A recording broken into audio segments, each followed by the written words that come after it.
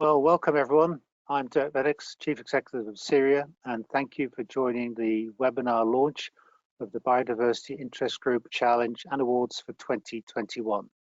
So before I hand over to the chair, Joe Gilroy, today, I just want to say a few words about where CIRIA has come from, setting up the Biodiversity Interest Group and the awards, and obviously given that you show a keen interest in this industry showcase event about biodiversity, it's good to give you some flavor around what we do. So for the uninitiated, just talking about CIRIA's vision on the next slide. As a quick introduction for those who don't know CIRIA, for 60 years now, we celebrated our 60th year in November. We have been dedicated to improving performance in the construction and built environment sectors. As you can see, we do that in our chosen themes. And we have a wide remit covering infrastructure asset management. And as you can see from this slide, it includes how we can improve the natural and heritage environment through sustainable water management, sustainability, and also mitigation against contaminants. On this slide, you can see we have around 80 members, and we have had wider sustainability issues at the heart of our work for decades because our members have asked us to really deliver in those areas. And I'm really glad to see so many on this webinar today. And 6 years ago, CIRIA's Biodiversity Interest Group was set up by members, and they came up with the idea for the challenge. Martina is going to say a bit more about that later. And these are our specialist interest groups. You can see again, there's a strong presence in environmental sectors, from marine sand and gravel to sustainable drainage systems and managing contaminated land. The next slide is about environmental projects that we have just started. I'd like to draw your attention to the environmental good practice on site, one of our best-selling guides, as some of you on the call know too well. It's been continually trying to improve our performance on construction sites, but this update will reflect the latest developments in biodiversity net gain, waste management, and net zero carbon. So if you would like to join this particular project steering group, do get in touch. On net zero carbon and the Holy Grail target of 2050, or in some cases 2030, our members have asked us to baseline pathways to net zero carbon in infrastructure. And with the backing of BEIS, we've set up a national forum to seek out good practice in areas practitioners like yourselves might find particularly challenging. And we're currently circulating a baseline survey to clients, consultants and contractors and suppliers to see what their particular challenges are. So if you'd like to fill in the survey or support this project, do let me know. And then last but not least, I'd like to thank our sponsor, our launch sponsor and client award sponsor, CIRIA, for their continued support of the BIG Biodiversity Challenge and returning once again to sponsor the client award in 2021. And as you can see from this slide, there's quite a few categories still available for sponsorship. So if you're interested, do get in touch with Nipa Patel or myself afterwards. And I will come back to this at the end, but I just want to say, if you are thinking of entering this year, we're going to open for entries pretty soon. I'm going to reveal the date at the end of the show, but start planning your application process and the very best of luck. And now I'm delighted to introduce our chair for today, Joe Gilroy, well known as the Head of Sustainability and Environment for CIRIA Group and formerly Head of Sustainability for Bunzl. Joe is passionate, as you will no doubt hear pretty soon. She's very passionate about the potential for business to do well by doing good. And she created Bunzl's Sustainable Future Program and has progressed to lead CIRIA's sustainability agenda. So I'm delighted to hand over the mic to Joe. Thank you very much, Dirk, and welcome everybody. Thank you very much for attending our session today, and thank you as well to our guest speakers. I'm really excited to hear the examples that you're going to share with us today, very much focused on how businesses can do well by doing good. Unfortunately, I can't have my webcam on today because our IT security system for some reason doesn't like the platform GoToWebinar, and I do apologise in advance for any banging or may hear. I have learned the hard way that it's just better to apologise for these things in advance, but I'm sure a lot of us on this call today will be very aware of the trials of home working. So yeah, without further ado, it's we have a fantastic programme in store for you today. We have brought together some winners from the 2019 BIG Biodiversity Challenge to showcase their award-winning examples of biodiversity enhancements in construction and the wider built environment. I'm sure it's going to inspire you all to enter this year's awards. And I'm particularly delighted to be joined by Dr. Martina Jervin, Dr. Alice Hall, Nicola Johansson, James Webster, Michael Murphy, and Tim Buist. Welcome, everybody. So without further ado, I would like to invite Martina to turn on her microphone. I'm going to hand over to her shortly. But first, a little introduction. Martina is the Technical Director of Ecology and Arboriculture with Caithness and has a background in biodiversity and ecosystems. She is currently developing the natural capital approach to Caithness to ensure that biodiversity is incorporated into decision-making as a priority for sustainable and profitable business.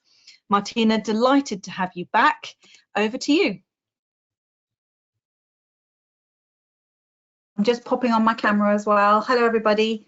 Thank you very much, Joe, for that introduction. And what I'm going to do is really just talk to you about the evolution of the BIG Awards, how it came about and where it is in our heart. Ah, here we go. Brilliant. So apologies for that. It was now, gosh, 8 years ago. And Keir were also instrumental at the very start of these awards. That's Peter Johnson, who was the chair of the Biodiversity Interest Group and Keir's environmental manager.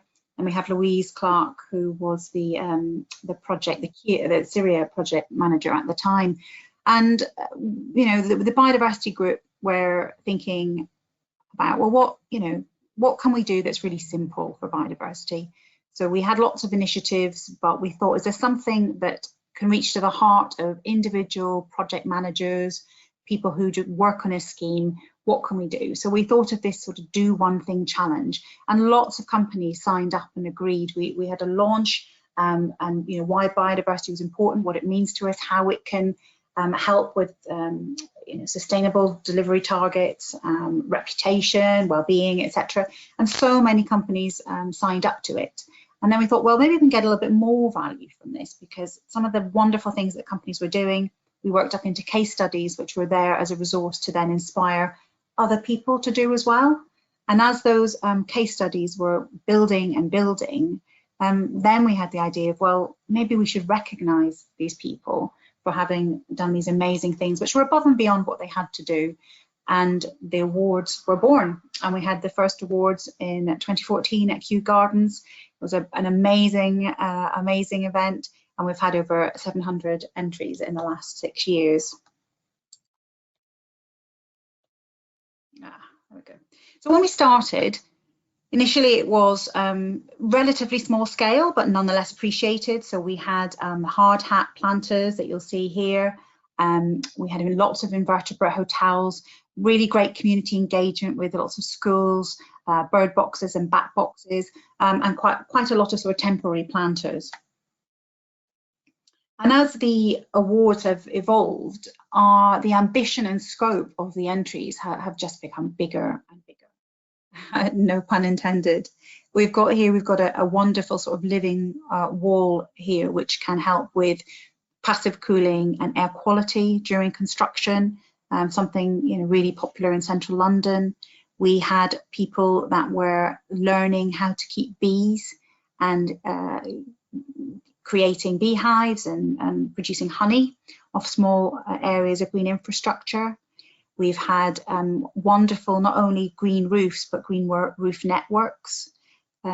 Here we have some wonderful vertipools, which are artificial enhancements for marine and coastal and piers.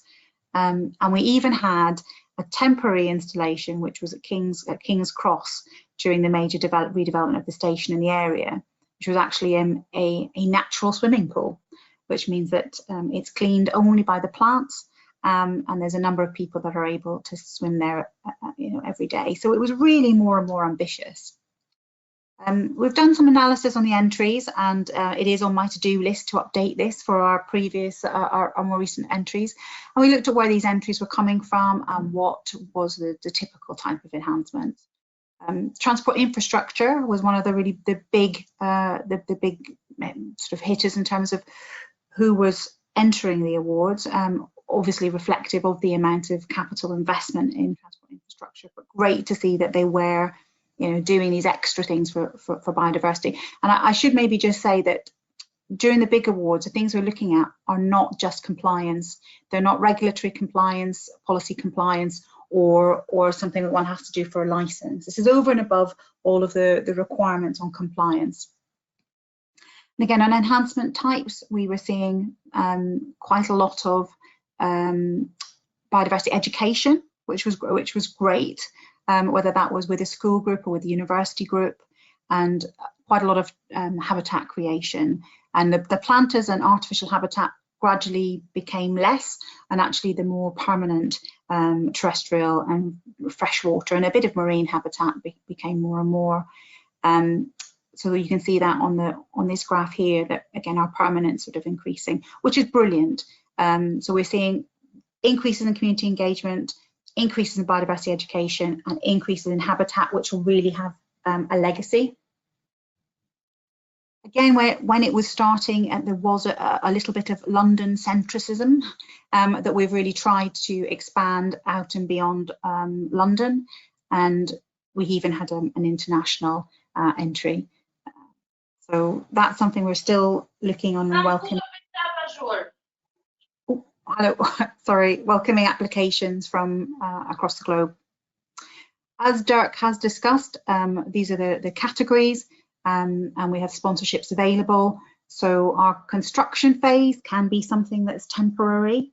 Community engagement, we can work with individual community groups or schools. The reason why we've done actually large and small habitat creation is that we really don't want to sort of squeeze out those people that are doing something on a site at a really personal level, because those personal interventions actually can be the ones that have the most legacy and really inspire other people. And again, we've got innovation, which is always a great category. We've had amazing hedgehog highways as well as the vertipools you've seen. And biodiversity legacy is really looking at a scheme that will persist and grow long after the initial project. And then we're still looking at pollinators, haven't forgotten them. So really looking forward to seeing lots of entries, and like Dirk mentioned, there's sponsorship available. So I think the message really is that at the very heart of the big awards, even though the awards have got bigger and bigger and the schemes have been more and more ambitious, it's still at the heart is this do one thing. So anything that one can do in one's life, it could be in your project, it could be in an operation of your day-to-day life. What we find is that from a little intervention, often a really big scheme, project, awareness, growth will take off. So really looking forward to hearing as well some of the past winners.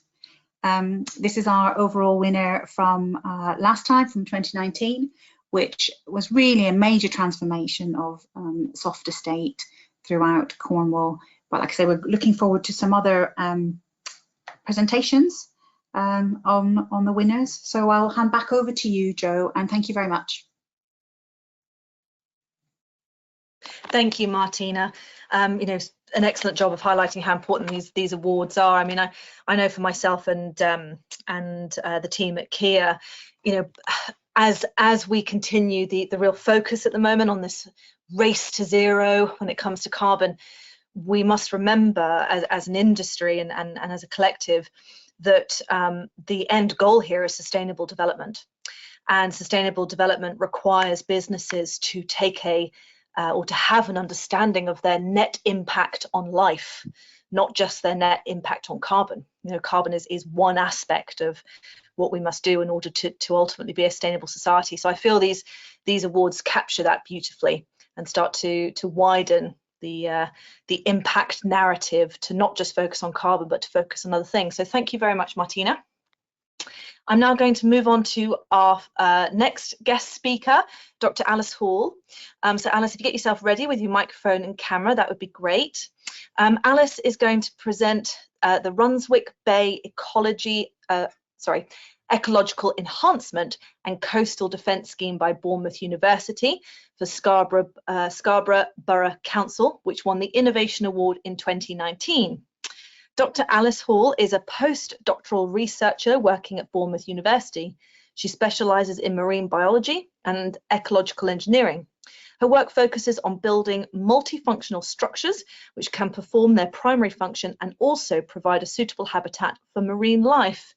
Alice, sounds absolutely fascinating. Over to you. Thank you very much, Jo. So like I say, my name's Dr. Alice Hall, and today I'm going to talk to you about some marine examples. So a lot of the entries typically tend to be terrestrial or freshwater, and the marine field is only just starting to be explored in terms of enhancements and habitat creation. So the first thing I'm going to do is ask a quick poll question to everyone. So if we can pop the poll up. So are you aware that ecological enhancement options are available within the coastal and marine environment? So a simple yes or no answer. Hopefully that will popped up. Yes. So excellent. Okay, so 66% are aware and 34% are not. So that's higher than I expected. So that's a good start. So we'll move on to the talk, and I can discuss the project we submitted. I can't seem to put, there we go. So first of all, the project overview. So this project started in 2018. And it was a coastal defence scheme. So it was the placement of 9,500 tonnes of granite rock armour to protect 250 metres of frontage. And this is in a picturesque North Yorkshire village. And there was 113 properties which were protected by this coastal area. So the project itself was a collaboration between ecologists, engineers and coastal managers and a variety of local stakeholders. So the scheme itself created 70 artificial rock pools within the granite armour stone, and a further 20 natural pools were created through informed positioning of the rock armour boulders. And through the process of the scheme, the site was actually designated a marine conservation zone. So although when we first started the project and included the ecological enhancement, the site wasn't designated, but the fact that we'd included enhancement options from day one helped the scheme progress once the site had been designated an MCZ. So here you have a picture of Runswick Bay in 2017. So this was prior to the construction of the new coastal defence. So you can see the old seawall in quite poor condition. It was starting to be undercut and it was eroding away. Now in front of that, you can see a nice natural rocky foreshore. So you've got rocky boulders, which are quite popular with rock poolers. You quite often get school children and educational groups going down there and rock pooling. So in the summer, it's really popular with the tourists. So there was various different options put forward in terms of kind of the coastal defence scheme and the designs, and they opted for a rock armour defence. So this defence was built in 2018, and this is what it looked like just after the defence was finished. You can see the new rock armour, or the grey granite boulders, at the foot of the seawall, and a new set of steps that were installed as a safety measure. And you can see all the old boulders that were there beforehand they've gone green because they've been slightly disturbed through the construction process. But the engineers did make sure to keep them at the right tidal height so the species were still able to survive on them. So we actually used those existing boulders and put them up against the new structure. So we helped kind of speed up the colonisation of the new structure using the existing material on the site. So that was something that was really beneficial. So in terms of what biodiversity measures were taken at the site, so ecological enhancement, which is also called ecological engineering, it's basically incorporating ecology into engineering, so making multifunctional structures. We need to defend our coastlines, but we can create suitable habitat within those structures. We can create space for marine life and suitable suitable habitat for things to be able to live in. So we installed 70 saw cut rock pools. So you can see an example of one here on this rock on the right hand side. So these were cut in with still saws and breakers. They're roughly 300 millimeters in diameter by 150 millimeters deep, and they're always on the top of the boulders in order to retain water at low tide. We also positioned some of the granite boulders that had natural features. So in the distance here, you can see there's a depression in the top of this boulder. So this boulder was positioned in order to retain water again at low tide. The two things that are really important for marine life to survive when the tide goes out is A, water retention, and B, surface texture. So there needs to be a texture or a coarse material for marine life to be able to latch onto and to be able to grow on. So those two features really need to try to be incorporated into future coastal defence schemes, which can actually be done really simply and cost effectively, which is a good thing. And like I said, also we seeded the new defence with those colonised boulders. So again, you can see those green natural boulders that we used at the foot of the structure to try and help speed up colonisation. So in terms of innovation, it was the Innovation Award that we won. So this was the largest creation of artificial rock pools in granite rock armour in the country to date. So that was in 2018. And the technique can easily be replicated. So if you have the tools, the machinery, and the manpower, it can be replicated on any existing granite rock armour structure or limestone rock armour structure. It can be retrofitted and it can be built into new structures. So it's got lots of different uses. But as a technique, it works, and it's been very successful at this site. You can see from these pictures, you can see how coarse that the rock pools are. So there's lots of grooves and nooks and crannies in there for things to be able to live within. So after the scheme was installed, we monitored it 3 times. So we monitored it 3 months post installation, a year on, and then 2 years on. So we actually won the awards after just 3 months. So the results that we submitted in the award submission were really early days. So since then, the scheme has progressed really well, and I'll show you some of those results now. So we recorded the percentage cover and the abundance of all the marine organisms. So we compared what was in the rock pools to what was on the adjacent rock surface. So if you look here, you've got a white quadrat. So we compared what was on the white quadrat to what was in the rock pools. We looked at the water depth, the sedimentation levels, and the water parameters as well. Now, one thing I will say is that monitoring is really important, because we can do these enhancements and this habitat creation, but if we don't monitor it, we don't know how successful it's been, and we also don't know what the downfalls are either. It's really important to be able to kind of report the failures as well as the successes. So in terms of results, you can see this is one of the rock pools. This is 2 years on. You can see there's lots of fucoid algae in the rock pool, which is a really, really positive sign. There was an increased number of species overall, and there was a lot of mobile species. So we had lots of crabs, fish, mollusks that were used in the rock pools, which was really, really, really good to see. So the rock pools created nursery habitat. We had lots of juvenile fish, lots of juvenile crabs that were used in the rock pools at low tide. So just 3 months after installation, we had 8 additional species in the rock pool, and 2 years on, we ended up with 17 additional species in the rock pool compared to just the control bare rock face. So that's a huge increase of species, particularly in the intertidal zone. So that's a really, really beneficial addition to that coastal defence structure.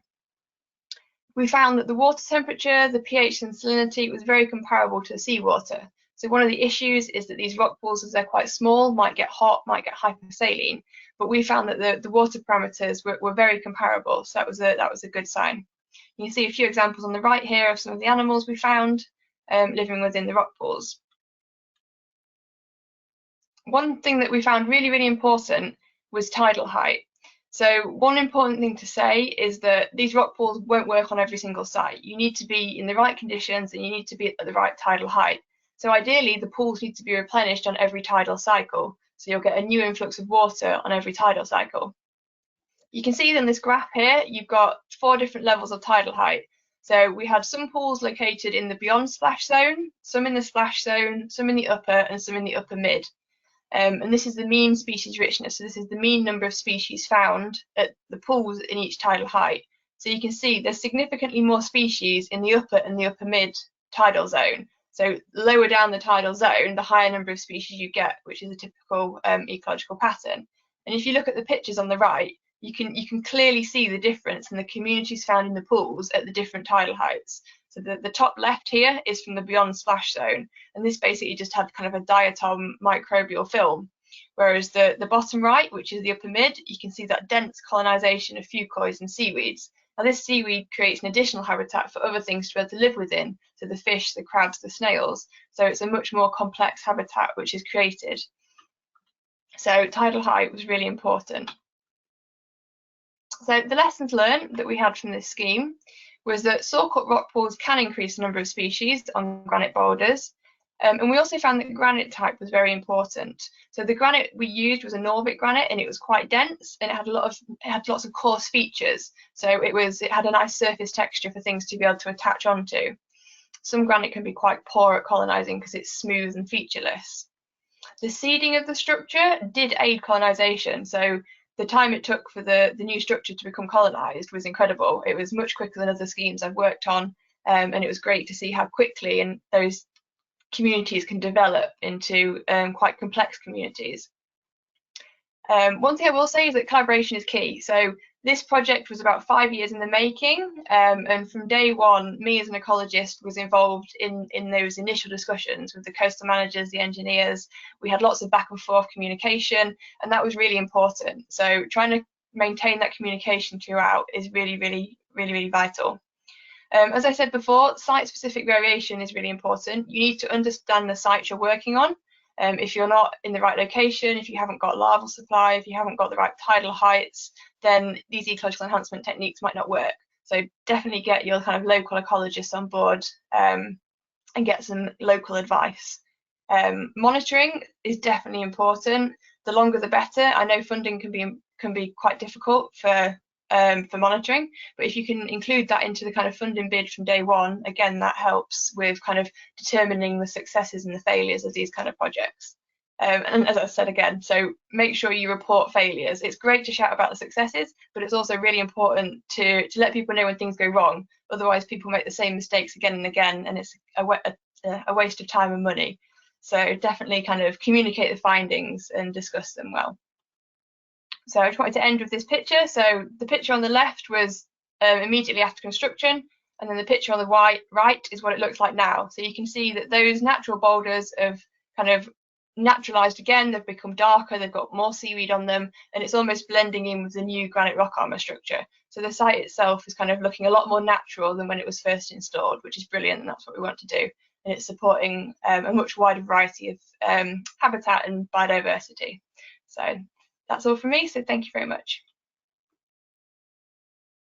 Thank you, Alice, and thank you for sharing such, practical and transferable tips for success, and also an excellent point about the importance of learning from our failures as much as our successes. Can I just take this opportunity to first of all remind all of our guest speakers not to use your webcams until you're either speaking or we're at the Q&A discussion, please, because I think they're taking up a bit of the screen space for our attendees. And for our attendees, as we go through presentations, please don't forget to post your questions to our panelists and guest speakers. Thank you very much. So without further ado, and again, I do apologise if you can hear drilling in the background. I do, I work for a construction company. I'm never far from drilling. So I'd like to welcome Nicola Johansson. Nicola, please get ready with your webcam and your microphone. Nicola is going to talk to us about the White Lion Nature Reserve, which won the Small Scale Project of the Year award in 2019. Nicola is Redrow Group's Sustainability Manager. She has over 20 years experience. Oh, I think we've just got a bit of background noise there. Is that coming from you, Nicola? Not sure, I don't think so, Jo. Possibly. If anyone is, possibly. If we've got another attendee that's or guest speaker that hasn't quite gone on mute, if you could just check and go on mute for me, that'd be great. That's better. Apologies, Nicola. Let me start again with your introduction. So Nicola is Redrow's Group Sustainability Manager. She has over 20 years experience developing and implementing sustainability strategies in organisations and brings a lifelong love of nature to her role. She manages a partnership between Redrow and the Wildlife Trusts to enhance biodiversity on new developments, help people on new developments and to help people connect with nature and ensure positive outcomes for wildlife and people. Nicola, delighted to have you here. Over to you. Thanks, Jo. That's great. Okay, I'm trying to take control of the screen. Okay, good afternoon, everybody. Thank you for inviting me to speak today to talk about our Heritage Park development and the White Line Nature Reserve, which is actually adjacent to the new housing development and was formed as part of the development process. Great to hear from Alice, really inspiring. I'm looking forward to hearing the other speakers as well. It's really lovely to hear what other companies are doing in terms of biodiversity. So really pleased to be here today. And thanks for the introduction, Jo. As Jo has said, I work at group level in Redrow, developing and implementing sustainability strategies. And I'm absolutely delighted to lead on our biodiversity work because it is a bit of a passion for me. I love being in the outdoors and I love nature. So perhaps if you have a little bit of time at the end, I'll talk a little bit more about our group-wide biodiversity strategy as well. So today I'm going to talk about a particular project that we won the Small Scale Project Award for in 2019. And my aim really is just to tell you a little bit about the project, the values that led to its development, the partnership working that we did as part of the project, the impact and outcomes for ecology and people at the project, and of course how this fits into our overall strategy as a business. Happy to answer questions afterwards. I know the project relatively well, but I wasn't part of the actual design and implementation team, so I work at strategic level. So I'll try and field as many questions as I can, but if there are specifics, I might have to kind of come back to those. And also just to say about the Big Challenge Awards as well. We work on a lot of projects like this, and we love winning things and we love entering into these kind of awards. It really does help. It helps us share our experiences externally, but it helps us share our experiences internally across our divisions as well. So just a little word on that before I start. Okay, so the development itself is actually one of our much smaller developments, so much smaller than we would normally be involved in as a business. Just 85 new homes on the edge of an existing village in Flintshire, North Wales, so not far from where I am now. A village called Penymynydd, so just between Chester and Mold over the North Wales border. A small site, so just 4.4 hectares. And the site had a really varied history before we purchased it as an organisation. So it was previously used as a quarry and later became agricultural land. And when Redrow purchased the site, there was actually a derelict pub on the site that required demolition, as well as some softer landscaping, so some hedges, trees, and importantly, quite a large pond that already existed on the site. So ecological surveys carried out very early, standard practice, showed the presence of great crested newts in the pond. And I'm sure everyone listening is probably already aware that they are a European protected species and having suffered really large declines across Europe as a species. And as such, it's an offence to disturb them or damage their habitat. The presence of newts at the site actually wasn't a great surprise because North East Wales houses some really important grey-crested newt populations. There were other species in and around the site that were picked up as part of the surveys as well, so some ground nesting birds locally. There were some rare mud snails in the pond as well, and there were badgers and bats all identified in the vicinity of the area very early on. So the presence of all of this wildlife, and in particular the newts, along with the existing kind of rich habitats, the hedgerows, the trees and the pond, kind of important high value habitats, were really key factors in how we decided to develop the site.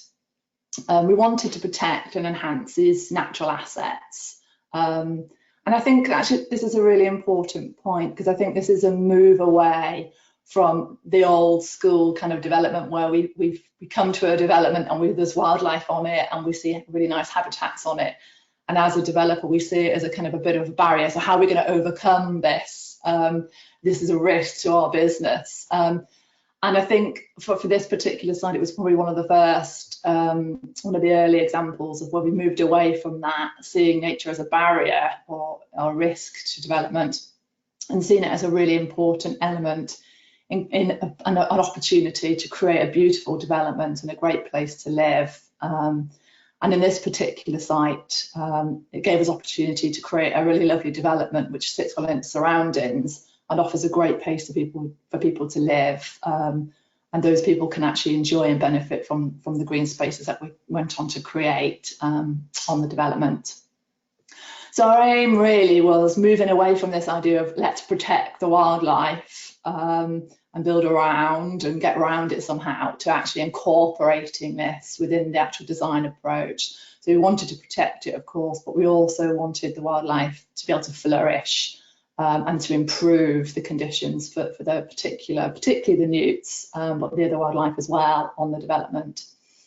And that kind of concept really has now obviously become much more mainstream, with biodiversity net gain being on its way as a legal requirement for us, but also much more popular concept. So this is kind of a bit of an early look into that. Okay. So as a result of the existing ecology on the site, we developed two key approaches, really. The first was looking at the existing pond. And of course, we needed to protect the newts throughout the construction process, which was done very carefully. The landscaping was designed very carefully so as not to disturb the existing protected newt populations. But we then enhanced that existing pond, and it went on to become a real beautiful focal point in the new development design. And secondly, and this is what I really want to talk about, was the key part of the award really that we won, was that a proportion of the land would be developed as a nature reserve, which would be adjacent to the housing area.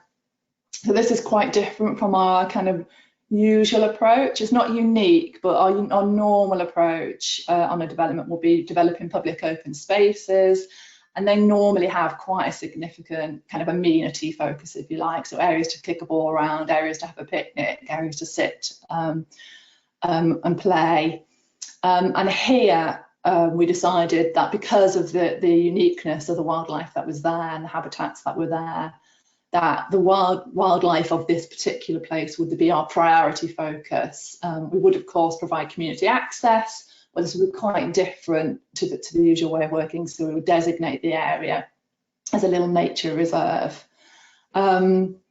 Clearly, we would need help to do this. We are a developer and not normally involved in creating nature reserves. So we wanted to get some good assistance, some good input from somebody who's in the know.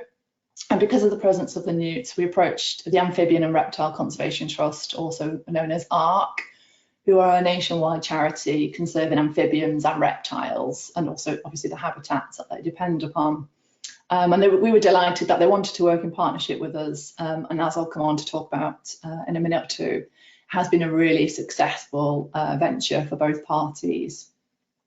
So we worked with ARC to help design the new nature reserve. So we took their advice, they helped us design what the nature reserve might look like, and then we created the new reserve under their guidance. And the resulting area is made up of 6 new ponds. So these were designed to help the existing relatively small great-crested newt population in the existing pond to spread and populations to grow, and as well as creating a series of new hedgerows and wildflower meadows on the nature reserve area, plus footpaths throughout the area, which would allow the local community to enjoy the space.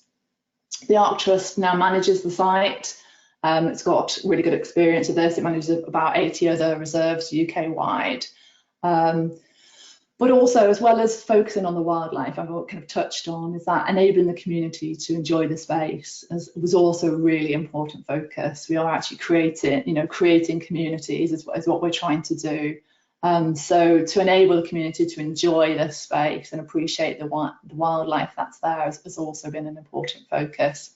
So the site now, it's been a few years since it's been established. It's really well used. It's hugely appreciated by the residents at Heritage Park, but also the wider village as well and the wider community. As part of the project, we created an information board at the entrance of the site. So we Arcturus provide lots of information on the different wildlife species people might see there. And they also carry out some of their management activities in conjunction with the local authority, so local community rather. So the community can get involved in activities like helping with species surveys, and also the meadow hay cutting as well each year. And they also provide a number of educational activities with the community and the local school. So they do guided nature walks and carry out pond dipping sessions and the things like that.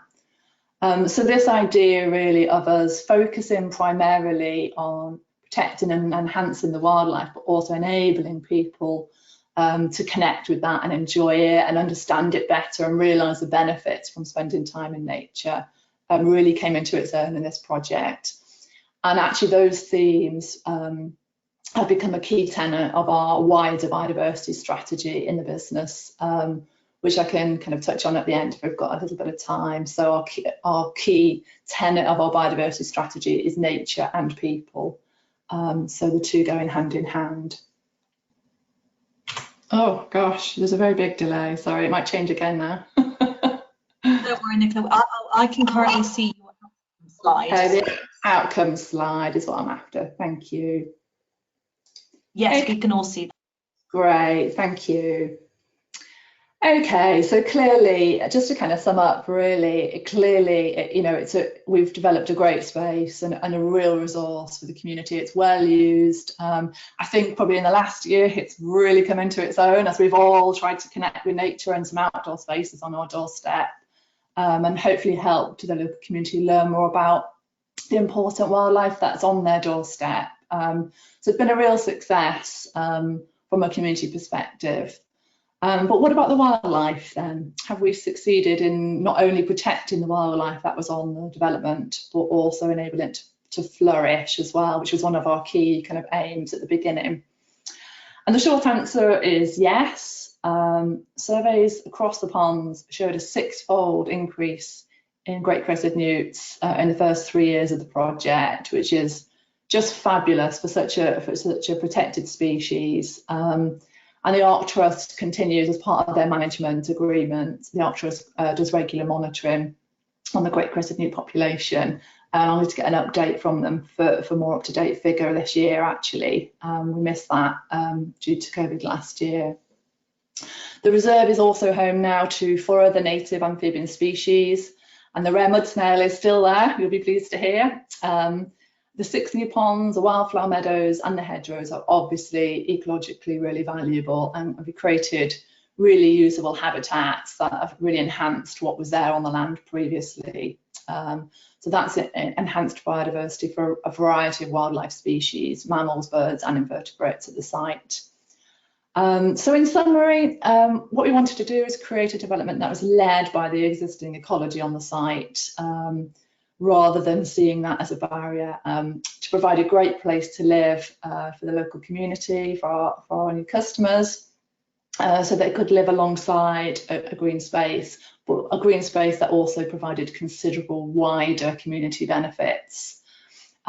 Collaboration was the key part of what we did. So aside from a partnership with the Arc Trust, we also had really close working relationships with our ecologists, TEP, and Natural Resources Wales were very heavily involved in the project as well, of course. And I think what we've got there now is a site that is hugely rich in wildlife and provides great opportunities for people to enjoy nature for years to come.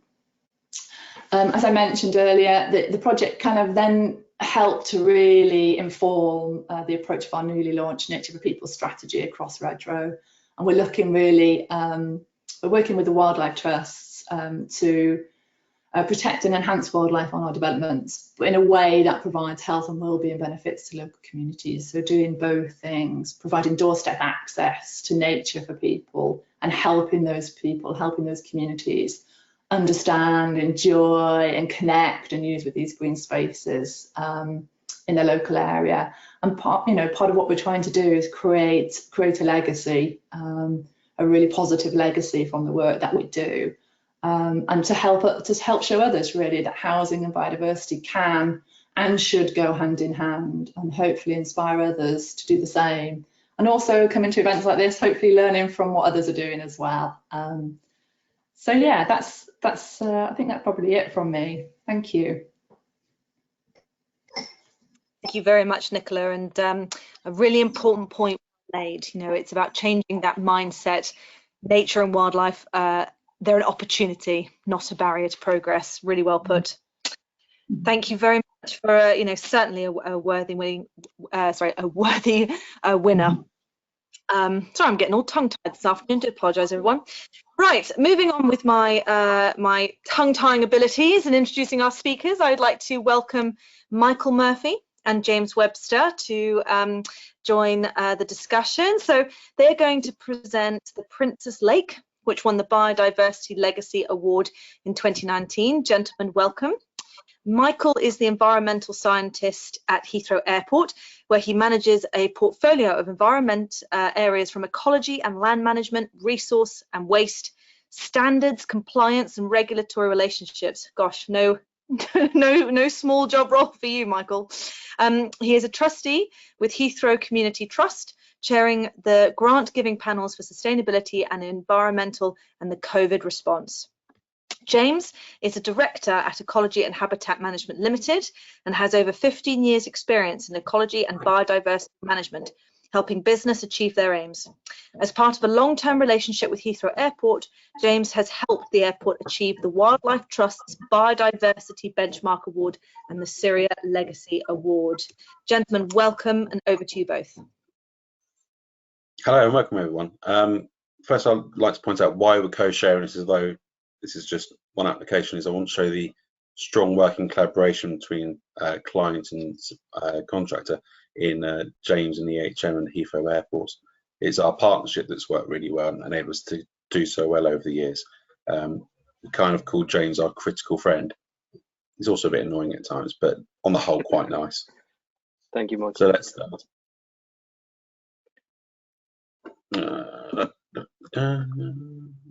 Oh, there we are. go back. Oh, sorry. There we are. So at Heathrow Airport, we've been around a little while, slightly longer than CIRIA. We've been here for 75 years this year. So we've got quite a lot of inherited infrastructure, and from that, we have quite a lot of conservation legacy. So some of the sites we've actually got are from when it was first built. We manage 13 biodiversity sites across the airport, with 160 hectares being the total land mass.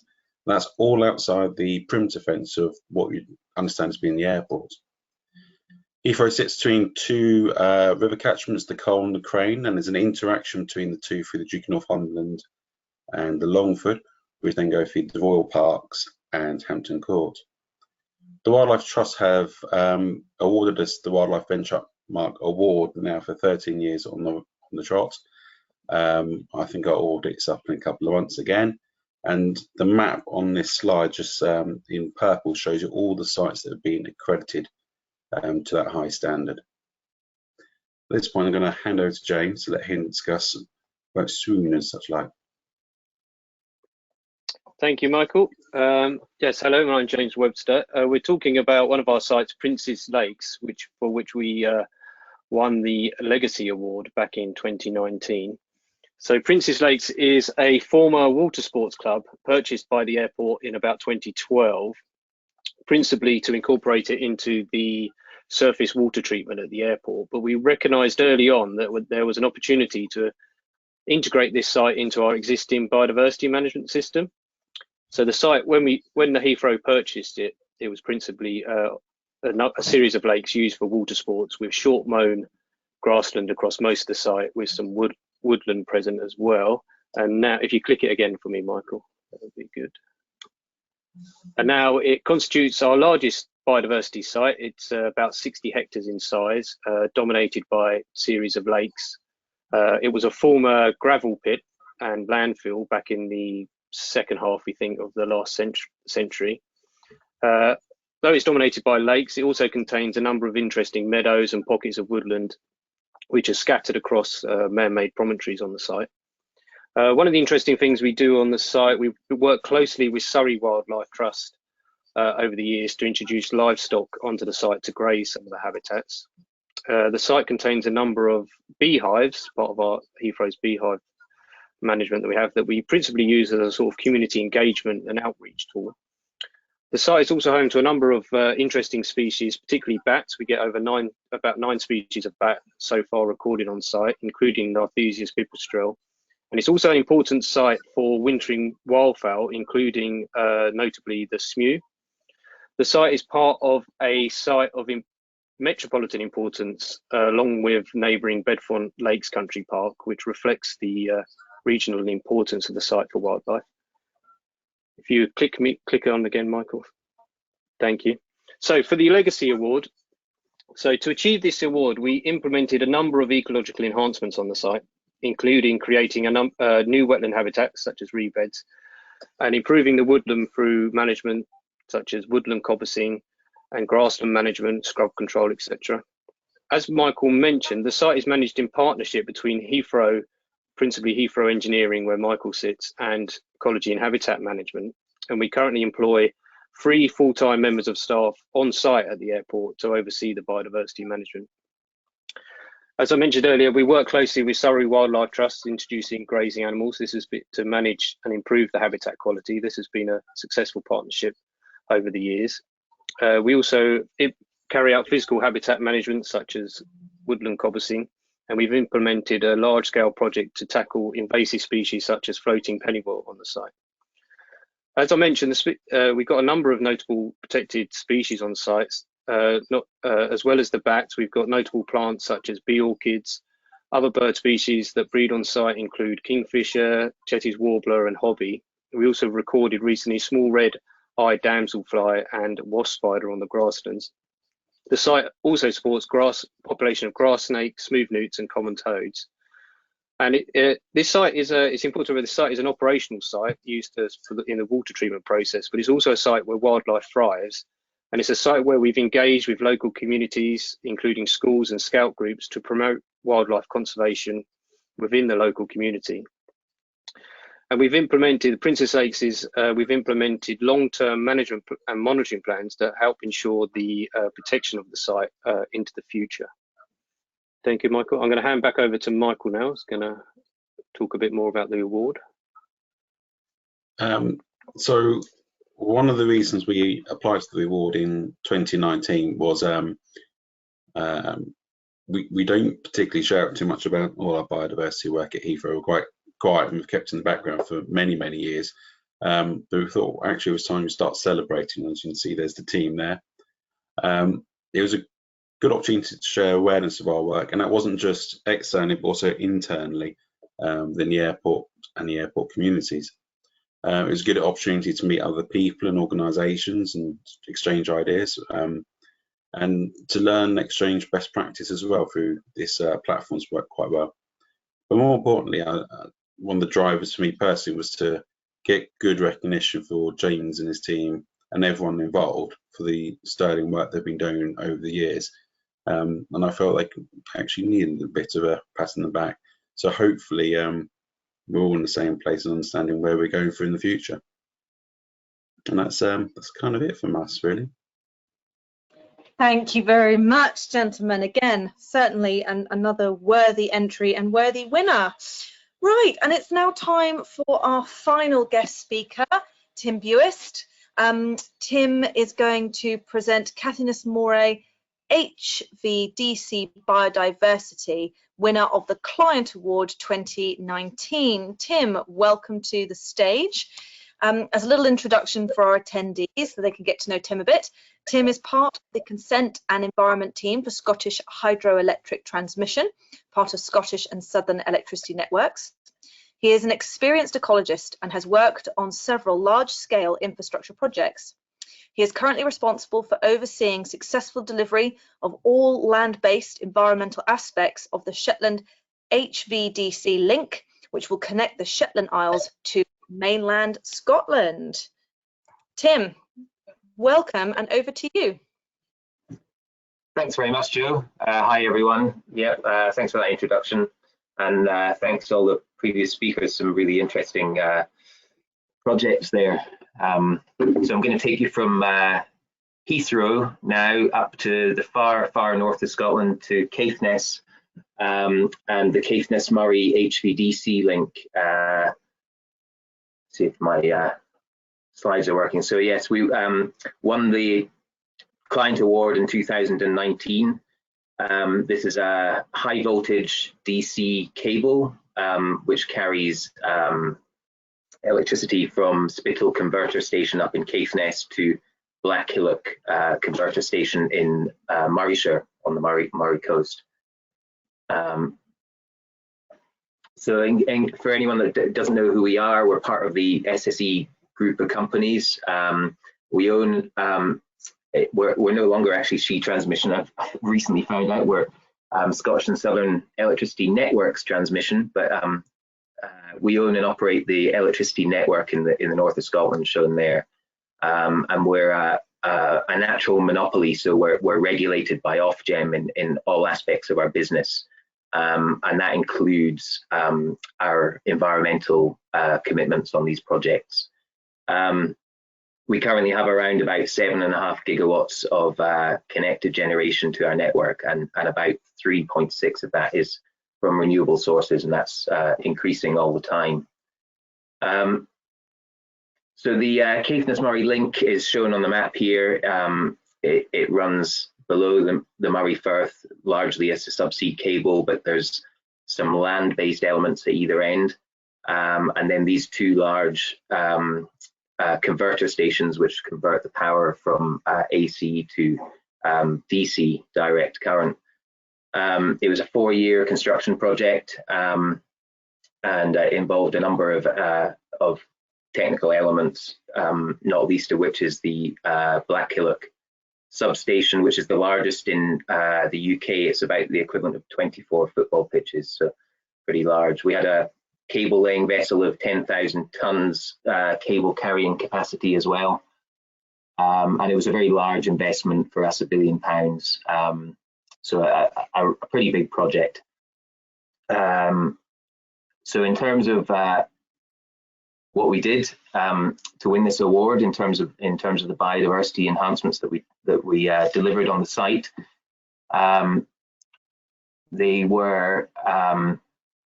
It was one project. We submitted the application as the Caithness Moray HVDC project, but we undertook the biodiversity at kind of either end of the link. So at Blackhillock and at Spittal, we wanted to kind of do something that would support the project as a whole. The key thing with these in these measures that we took was that they were led by us, and they weren't really part of the contract award for this. They were sort of delivered at the end of the project as a not so much an afterthought, but we wanted to do a little bit extra for biodiversity on each of these sites, and see what we could come up with. So as I say, they weren't part of the original design, or they weren't planning conditions or requirements on this site, but that enabled them to be dynamic and to sort of evolve and see what was best suited to the sites. Up at Spittal in the north, we actually were fortunate to have quite a large area of additional land which we'd purchased, where we were able to implement these measures. But at Blackhillock, you'll see there really wasn't a lot of land available. So I'll start with Blackhillock, just give you a sort of indication of the scale of the site there during the construction period. When we carried out these measures, it was kind of largely completed, and traditionally what we've done in the past is our planning conditions stipulate landscaping and planting, and that's more or less all we've done here. Fairly nice planting with native species and wildflower seeding on the landscape funds, but primarily for landscape and visual purposes, not really anything over and above for biodiversity. But the land take was very tight, so there wasn't a lot of space here to create additional biodiversity. But we had some money on the project for measures, mainly at Caithness, but we realised we could use it at this end of the project too, and we decided to sort of target it on a very small area and just do something fairly low key, just as a sort of demonstration of what could be done. And it was largely driven by the environmental clerk of works on site, who was myself at the time, and just kind of wanted to sort of implement a few additional measures here. It'd been a long time in the build, so it was nice to get something done at the end. So there was a fire pond, which is like, it's just a firefighting pond, and there was an area of windblown trees here, which was originally scheduled to be removed because they were sort of identified as being unsafe, but they were actually pretty good in terms of the habitat. So that was probably the first step here, was to actually change the plan to remove this section of windblown tree and just kind of leave it, tidy it up a bit where we could. And then we created a series of features around this pond and in the woodland and on the edge of the woodland. So sort of amphibian log piles and root plates, standing logs, butterfly scrapes, a bee bank, a native hedgerow, and wildflower seeding. Kind of wherever we could squeeze in some additional wildflowers, we did it on the verges of the access and things. So a very small area with a lot of different things going on, but all very individually, all very small, very low budget items really. We also installed bird and bat boxes and in the woods. And a key thing for it was it was low budget. We sourced all the materials from in the woods, and we reused some of the materials from the site that would have been considered waste as well. So we saved them from going off site, particularly the bee bank. We utilised some waste material there to construct that. So yeah, it's just some pictures of the stuff. It's all kind of pretty messy, the sort of stuff that biodiversity loves, but we weren't aiming for tidy verges and things, and it was done in about a week. We just went in there, myself and a few guys, and we had an excavator and just a chainsaw and created as many of these features as the site could handle, basically. So we've got bee banks, the root plate hibernacular, where we just put lots of brash under the fallen tree root plates and stood them back up. These standing logs are sort of dug in about a metre. We did, I think, about half a dozen of them around the site, and they're going to rot down and create good habitat for invertebrates. And then a number of these sort of log piles just for amphibians or reptiles or even small mammals. So that was Blackhillock. It was just, as I say, very small. There's a butterfly scrape there on the right that was sewn up with wildflower mix. I haven't got any more recent photos, unfortunately, but overall, yeah, we're hoping just to provide biodiversity enhancements for frogs, which we knew to be another pond nearby, other amphibians. We don't have any great crested newts or anything, but all in all, it was pretty small, but quite successful, I think, in terms of demonstrating to the business that it doesn't need to be pretty to benefit biodiversity. I think it's there's certainly all these features are going to help. So that was I'll move on to I'll try and move on to Spittal. At the other end, up in Caithness, was Spittal, which was a smaller site but with a larger kind of area available to us to do something. That's just a couple of photos of it during the construction period. And I've got a couple of photos of it finished, just to give you a sort of sense of what these things look like. The photograph on the right there, the fields to the left-hand side there, they're pretty. The baseline was sort of semi-improved grassland, fairly low ecological value, and we ended up owning those fields to the left. So we had a large area that we could actually create these additional biodiversity measures on. Again, it wasn't part of our planning condition. The planning condition covered the site and the landscape bunds that you can see there, and the planting and screening for that. So these measures were undertaken actually largely after the project was completed. So what did we do? We planted 5 hectares of we sowed 5 hectares of wildflowers, a range of different types depending on the ground conditions. So we had some wet meadow mix and things in there. We planted 5,000 native broadleaf trees. I don't know if anyone's been to Caithness. There's not many trees up there. It's pretty sparse on trees.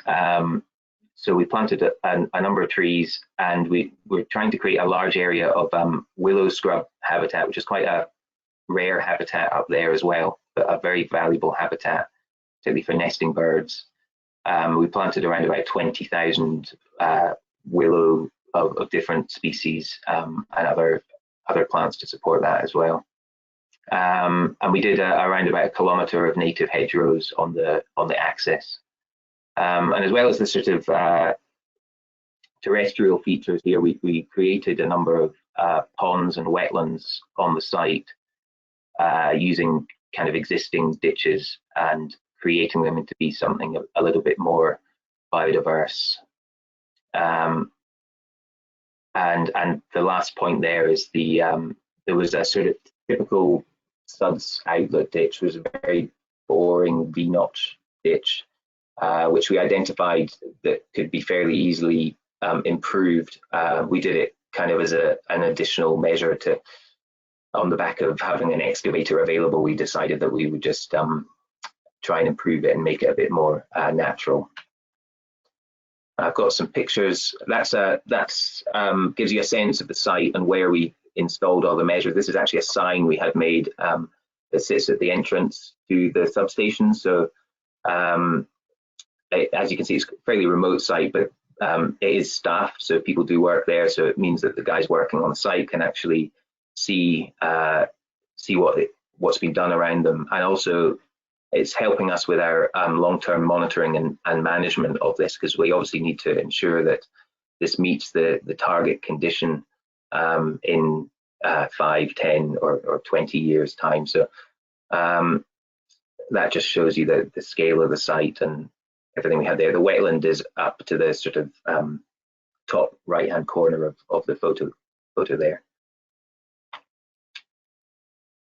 This was the suds channel before we did anything to it. It was just, as I said, a pretty boring V-notch ditch that someone just wanted to get water from point A to point B.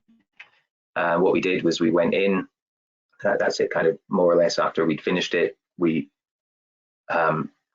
fairly simply just lowered the banks. We put in some in-channel structures. These logs that you can see sticking out there are sort of buried quite far back into the bank, so they don't get washed away. It does get quite high flows after heavy rainfall. So you can see there we lowered the banks of the ditch and put in some meander bends, and overall we just tried to make it look as natural as we could, given the fact it was only about 100 meters or so in length. So that was one part of it. And then we did this wetland. This was a design we did for the series of wetlands and ponds that the green dotted line there is a realigned ditch that ran down the side of the site. So we identified that as an opportunity to create some more interesting aquatic areas. And this was it during the construction process where we were excavating those ponds that you saw on the last slide there. Again, this was all managed by us on site. It wasn't part of the contractor's work, so we took it on board. The environment team here at SSEN actually took this on and engaged the contractor directly and managed it. So it was a bit different for us, but interesting. And that's the ponds once we sort of diverted the water back into them and filled them up. These are a few years old now, the pictures, so I haven't been back up to see how it's taken. We've planted around about 3,000 aquatic and semi-aquatic plants in here as well, to sort of encourage things to take off. As well as these aquatic areas, we did, as I said, 5 hectares of wildflower seeding around the substation site. Basically, wherever we could identify areas that would be suitable. The soils up in Caithness are pretty barren. You can see in one of the pictures there, they're pretty stony, not a lot of topsoil present, but quite good. The wildflowers seem to be doing okay there. We've got yellow rattle in there, that second photo along. We did this primarily for this particular bee species, which I don't know if anyone here knows what that is. You can answer it in your heads. This is, and I'm going to do a little poll here. Oh, here we go. So a bit of fun. How many species of bee have been recorded in the UK? Is it 270, 26, or 33? And while you submit your answers, I'll tell you a little bit about that bee. It's one of the rarest bee species in the UK, and it used to be found throughout the UK. It's now absent from all of England, all of Wales, most of Scotland, and it's confined to a few populations in the far north in Caithness, where this particular project took place. So we identified it as a target species that could benefit from all of this wildflower planting. It's the, I don't know how long that poll's going to stay. There we go. It's the, I'll move the slide on. It's the great yellow bumblebee. If you got that right, well done. Pretty hard to get from a picture like that, but yes. So Bombus distingendus, the great yellow bumblebee. So only found in a few of the islands in the north of Scotland, off the coast of Scotland, and as I say, Caithness. So we've done another project for this particular bee species as well. But yes, there's 270 species of bee in the UK, which is more than I thought. Oh, well done, everyone. That's quite impressive. I didn't actually know that until I did this and started looking into it. But the 26 number is actually the number of species of bumblebees in the UK, which I thought was quite interesting. I didn't know there were that many until I started looking into this particular one. But sadly, what we're facing is that 33%, a third of all pollinator species are in decline. So that's what we're up against, unfortunately, in trying to think about these projects. So there we go. So yeah, overall, the biodiversity measures that we put in at Spittal are going to benefit not only the great yellow bumblebee, but many other species as well. The scrub habitat that we're creating there will benefit ground nesting birds, insects, including other pollinators, and reptiles are also going to benefit. And last but not least, the aquatic invertebrates, which will benefit from the improved channel structure and habitats that we've created in those ponds. We've mentioned net gain a little bit on the call, and this was one of our projects that we've actually done a study on to see and how much biodiversity net gain has been achieved. And the good news was that we've successfully delivered 37% net gain on this site from the baseline. Although that wasn't a commitment we made, we've used this site as a test site to see the kind of things that we need to do to get this. As an organisation, we've committed to no net loss on all of our projects from April 2020. So this particular project was consented before that, but we wanted to do what we could. But we've also committed to net gain on all our projects from 2025. This is, I think, really good news, because we're going to, as it says there, we're going to impact around about 1,400 hectares of land during our next investment period. So if we can achieve a net gain result on all of that, that will be a very positive outcome. I've no idea how long I've been talking for, so I'm going to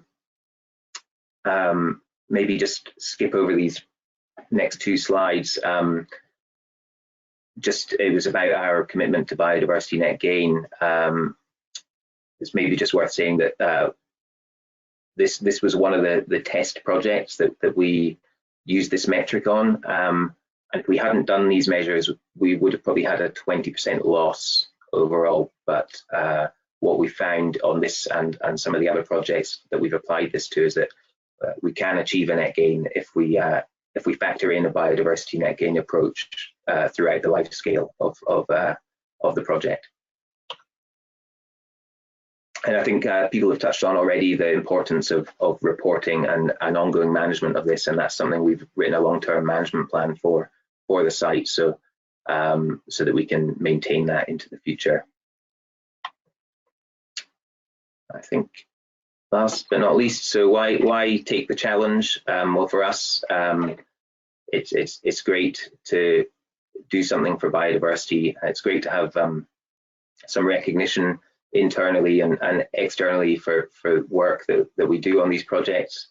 But my main reason is because biodiversity worldwide needs our help, and basically we're not doing enough as it is. Our current global response is insufficient, but I do believe that the construction industry and projects like this can really help to make a difference. So I'd encourage you all to take the challenge and do one thing or do many if you can.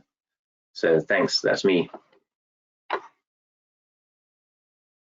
Thank you very much, Tim, and presentation. A little bit of background noise there, apologies. Thank you very much to all of our guest speakers and certainly worthy winners. I'd like to move our agenda now onto the Q&A part of today. So I'd like to invite all of our presenters back.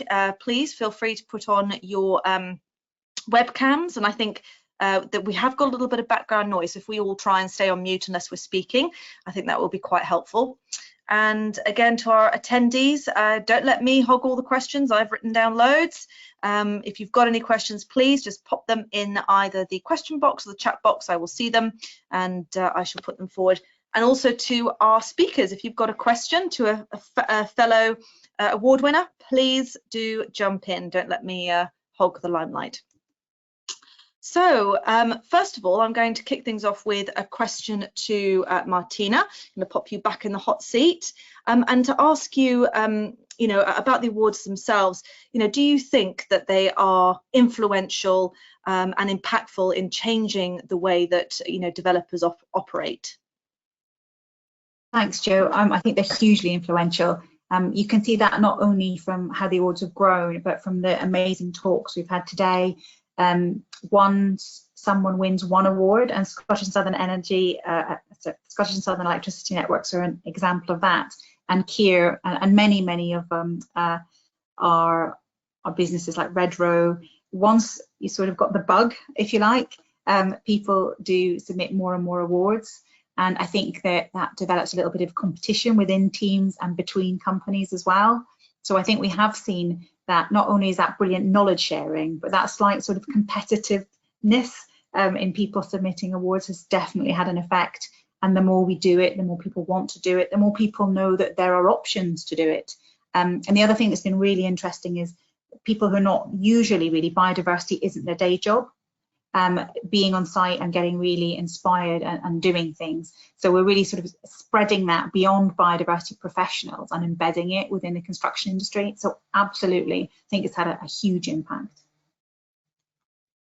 Thank you, Martina. And, you know, sort of to Nicola and Alice, you know, both of you spoke about the importance of, you know, creating habitat and seeing an opportunity, not as a barrier to progress, and, you know, the importance of making space, you know, for our, you know, for biodiversity to thrive. Did you both find that upon winning the award, it sort of helped to change mindsets, open doors within your respective organisations? Do you want to go first, Nicola? Yeah, you go first if you want, Alice. Yeah, so what I found is that it was great to kind of spread awareness of different techniques that you could do in the marine environment. So that's why I asked that poll at the beginning, to see how many people were aware of things that you could do. Because obviously terrestrially and freshwater kind of habitat creation has been going for decades, whereas within the intertidal it's very much novel research and it's kind of new techniques which are being used. So I definitely found kind of winning the award, it kind of got that recognition, and it kind of proved that the concept worked and the scheme worked, and it was great to kind of publicise the fact that we'd won the award based on the work that we'd done. Yeah, I would echo that for us. I mean, winning awards, it just really helps us surface really good stories, both externally and internally. I think probably most of us know the challenges of creating case studies on different projects we've worked on, actually just gone on to the next project and the next project, and sometimes creating the case studies are the things that kind of get a little bit left behind. So this kind of process of really analysing what we've done for an award submission, and then communicating both the submission, but particularly the win, of course, internally across our teams. It does create a kind of gentle competition amongst we've got 15 divisions in our organisation, so it creates a bit of friendly competition. It helps us share knowledge across the business. Yeah, and engenders a sense of pride. Most people who are working on developments across the construction industry are proud of what they do, and actually trying to engender that pride from a nature perspective is something that I think is really important. Sounds like somebody might have just found their keys there, but yeah, thank you, Nick. Alice, just coming back to you, if I may, because you spoke about the importance of learning from our mistakes and failures as much as learning from our successes. With your project, are there any sort of failures, if you like, a bit of a strong word, but any unexpected hurdles or challenges that you came across that you can share? Yeah, so I'll take the second part of the question first. So in terms of unexpected hurdles, as I mentioned, we work quite closely with the local community, and one of their biggest worries about the new coastal defence scheme and actually creating habitat is that it would look green, and they wanted it to look grey. They wanted it to look like a granite rock armour structure. They didn't want seaweed on it. So it was kind of an educational process to kind of bring them or educate them on the benefits of biodiversity and what that could actually bring to the structure, and increase tourism and other kind of secondary benefits alongside that. But yeah, that was a hurdle I didn't really expect to meet, was the fact that the local community might not want to create habitat, or they might not see the benefit of creating habitat on the new structure. In terms of failures, I wouldn't call it a failure, but the point of tidal height and the correct positioning of these interventions, that was the big kind of key take-home message from this scheme, is that you might install hundreds and hundreds of rock pools in a new rock armour defence, but if they're too high up the tidal zone, they're not going to be creating a suitable habitat for marine life. So site-specific considerations are really important. And as I said, not every scheme will be the same. Every scheme will be different, and everyone will have different environmental conditions as well. So it's a very complex process in creating these ideas. Absolutely, I think the complexion was really evident in your presentation, and the detail that you went to in order to create that marine habitat. Thank you, Alice. Michael, James, just moving through to you. Michael, how did you refer to James? Your critical friend, was it? Yes. I really like that. I might ask to borrow that off you. I think that's brilliant. I think it's powerful to have some relationship with experts like that. It keeps you honest, and you have to be quite open to that as well, to admit you don't know everything as well. Whereas James and his team repeatedly tell me they know everything. It's quite nice every now and again I get them wrong. You called me an expert there, I think, as well. I'm going to keep that. Oh, brilliant. Yeah, no, and I think you're absolutely right. It's really important to have that critical friend that's willing to tell you the truth, no holds barred when required. Because I think particularly working with Heathrow, it's a bit of a mixed feeling, isn't it? Because I think Heathrow does do amazing achievements around biodiversity protection, but all in the shadow of the third runway. Is it coming, and the impact on our climate from the third runway? So, a couple of provocative questions for you both. Michael, if we were to be really provocative, some of your critics would say, why does Heathrow, do any work in biodiversity anyway? Because, isn't that a bit odd because of the damage that's going to be caused by this third runway? You know, what would you, how would you challenge back? Regardless of there being a third runway or not, there's always been this biodiversity work taking place in the background. So lots of the sites we've had have been in place for well over 75 years. And we can't ignore the fact that we're in the middle of two big catchments. So the Cole and the Crane catchments literally border the airport, and we have land and assets in those sites, and we can work with those groups to try and have as least impact as possible. When we do have impact, try and mitigate as best as possible, if not improve in other areas. So it's a fine balancing act when you're in an urban area as well, as densely populated with as much footfall and traffic and trade that takes place around the local area, regards to the airport as well. So it is a bit of a challenge. I'd also point it's probably better to be on the inside than the outside. You can't make change on the outside as easy as you can on the inside, and you inherit these things from when the airport was first built, how it was laid out, and you just keep trying to drive improvements from the inside in. And that's why relationships with sort of James and Co is such an absolute important part of that message. Well said, Michael. Yes, you've got to, you know, make the change from the inside out. And you know, James, just sticking with the, you know, the theme of working at Heathrow, you know, how do you, you know, manage the conflict between biodiversity management and then, you know, for example, the risk of bird strikes from aircraft and the disruption that the aircraft can cause just to the native wildlife? Yeah, well, in terms of the bird strike risks, obviously. Something we consider. A lot of our sites, there's obviously a lot of water body sites, but they're far enough away not to be of immediate concern. And we tend to manage the habitats around any open water that discourage species from roosting or nesting. So, you know, with Canada geese, if we maintain heavily vegetated margins, tends to discourage them. And then some of the water courses, we've got rivers very close to the runway. We actually have more sort of bird deterrent measures there. We work closely with airside on monitoring species around the airport and their movement. So it's a sort of partnership of sharing information, and the fact that if these lands weren't, at least we're managing the land. So even though we're managing biodiversity enhancement at first, you know, there could be a conflict to the airport, but actually by the fact that somebody's managing these sites, it means it's actually, it tends to be better for controlling bird risk for the airport than having them unmanaged or in third-party ownership. So I think, and it's just having that communication and working in partnership with all aspects of the airport as well, not just because obviously the airport is or was a big business, a lot of people work there, different departments, so it's crucial having that communication across the departments, I suppose. If Michael's got anything to add on there. We're quite driven to try things that are new and slightly different. So you do have regulations that says thou must do this with certain parts of your assets, but that doesn't mean you stop there. So going above and beyond and trying new things is something we encourage. So you know, we do have a bird strike threat which can affect the runways with open water bodies.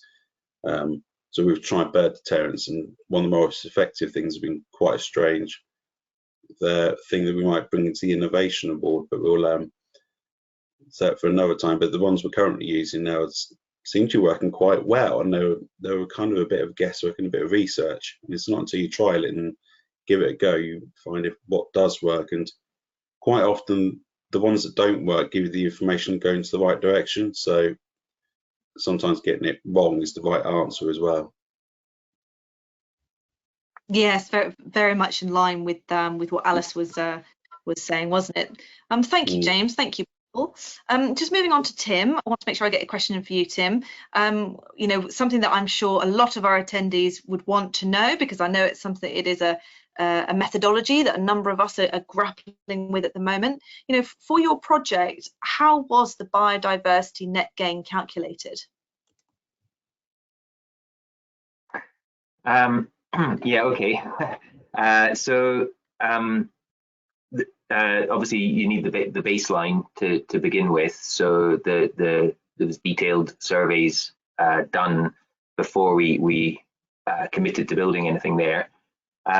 With that information, you use the area of a particular habitat, and there's a metric. So you multiply that by the particular habitat's distinctiveness, and then you multiply that by the condition that it's in, and you multiply that by the connectivity to other habitats around it, and then you multiply that by the strategic significance of the habitat in its location, and that gives you a biodiversity unit, a number, and then you do the same at the end, and you get another number of biodiversity units, and that's how we were able to assess that 37% net gain. I would say though that it's an actual net gain, but we obviously need to make sure that those habitats succeed. So the scrub habitat and everything, we need to monitor that and help it along, make sure that it establishes itself to the full extent that we're requiring it. Similarly with the wildflower mixes and things, there'll be maintenance and things ongoing of that for years to come, so that we can ensure that we actually achieve that net gain. It doesn't all just turn back into what it was before, the sort of a semi-improved grassland. So yeah, that's how it's done. I'm sure, yeah, hopefully not everyone's sort of too familiar with that already. I'm not going over something everyone knows, but you make it sound so simple, Tim. But yes, well, I didn't do it myself, so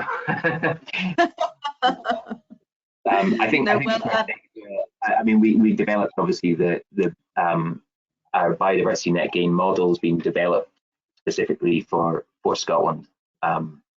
So it's something that's kind of unique to Scotland, and it's not based on the same model that DEFRA use in England. So. Thank you, Tim. And yes, I did give you the toughest question out of the lot, so well done.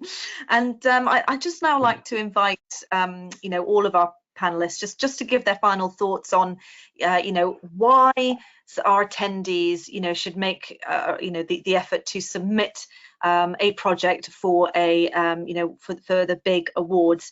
Martina highlighted at the beginning, these awards get bigger and better every year. Biodiversity and especially getting businesses to focus on the wider biodiversity piece and not just carbon reduction has never been so important if we are to achieve true sustainable development. So I'm just going to go around the virtual room in turn and just get you to share your one reason, justification as to why our attendees should make the effort and submit a project to these awards. So I'm going to go back to front. So Tim, I'm coming to you first. It makes you feel good to have done something that will benefit biodiversity. That's enough. Thanks, Tim. Michael, James? For me, even winning is not actually that important. I know it sounds odd. It's great to go off and show off, but reflecting on what you've done and where you've come from, where you're going, is great, and it forms where you're going onwards. So by going through the process of applying, you actually do a lot of self-learning as well, as what we found. So that's why we're particularly going to go for it again this year, just remind ourselves all the things we've done. There's going to be some I agree. in the room. So yeah, I think I agree with Michael. It was good experience putting the award together, doing submitting the award, doing your work in the first place, and then it was good to go and see other entrants and meet other people, discuss with them, and share that experience with the wider team as well, which I think Michael mentioned earlier. It was good to take the wider biodiversity team from Heathrow and some of the construction guys as well from other awards we entered, and just you know, it opens up those conversations with other people about broader biodiversity stuff and management as well. So that was really useful for us and raising our profile, not just within Heathrow, but broadly as well. Thank you. Thank you, James. Nicola, coming to you next. Well, I agree with everything that's been said. So lots of good reasons so far. I think to add to that, stakeholders. So increasingly, from a house builder perspective, our customers are becoming more and more interested in biodiversity and landscaping on our developments. Clearly, it helps us communicate to them, helps us communicate our performance to kind of planning authorities and even investors as well. So there's a kind of growing interest in both carbon, but also biodiversity from some of these key stakeholders. So it really helps us very succinctly show, you know, that we are doing well and we are working towards being better, and we have been recognised for some of the work that we're doing. So it's really helpful from that perspective, as well as what the others have already said. Thank you, Nicola. Alice? Yeah, I think my point of view is just to showcase the work that's been done and hopefully inspire others to do similar work or to kind of build on the work that you've done. So it's just kind of that kind of inspiring more people to do more things, like even if it's simple things, just kind of having more smaller things, more biodiversity enhancements, just to inspire people to do more good things. Thank you, Alice. And Martina, the final word to you. Well, I think it'll also help you win more work as these sort of issues become more and more as well around compliance, and we're moving, I think, as well as the mandatory 10% for biodiversity net gain, I think we will move towards mandatory environmental net gain. So I think for anyone out there to make your company or business as attractive as possible, I think doing this kind of work, hitting these kind of marks is going to be helpful.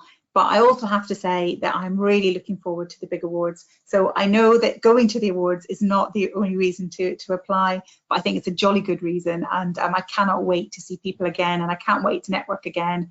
I can't wait to be out in the world again. So I'm really hoping that we get a lot of awards to judge and have an amazing awards coming up. Thank you, Martina. And yes, you know, these awards, the award ceremony is certainly perfectly well timed with Mr. You know, Boris's roadmap to release us all. So I'm sure we will all be ready to shake off the lockdown dust and get connecting again. Absolutely. Well, I'd like to thank everyone, all of our speakers today, for their fantastic presentations on their worthy projects. Again, you know, really inspiring examples that have hopefully resonated with our audience members today. You know, thank you to everyone who attended, and you know, don't forget the awards. You know, please do submit your entries.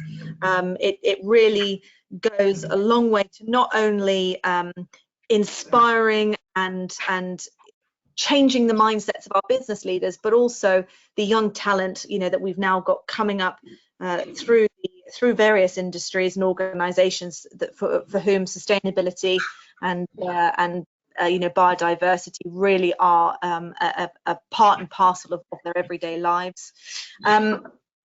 So could everybody now please turn off your microphones and webcams, and I'm going to hand back to Dirk for our final important announcement. That you've all been waiting for. Before I make the announcement, I just want to say again, I think Alice hit the nail on the head in terms of what you did today for us was showcase and inspire. And as Martina said, touch wood, we will have a roadmap.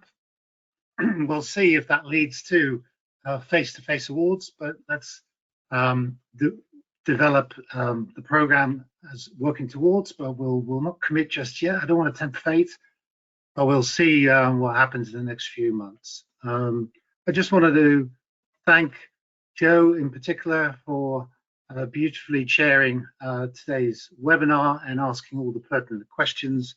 Thank you to the speakers again for inspiring us and inspiring hopefully a whole host of new applications coming through our doors, our virtual doors, in the next few months. It really was wonderful to hear those projects again come into the limelight. If you've got any additional questions, For our speakers, for us, don't hesitate to drop us an email. I'd like to again thank our client award sponsor, our launch sponsor, Kia. And last but not least, I'm going to encourage you to participate in this year's Big Challenge Awards, and the entry open date is the 15th of March. So you've got a deadline, you've got no excuse, you've got a goal to work towards. Like people have said, feel good about what you've done, that one thing you've done for biodiversity, and share it with everyone, share it with the world, and then we can also showcase it at the awards later in the year.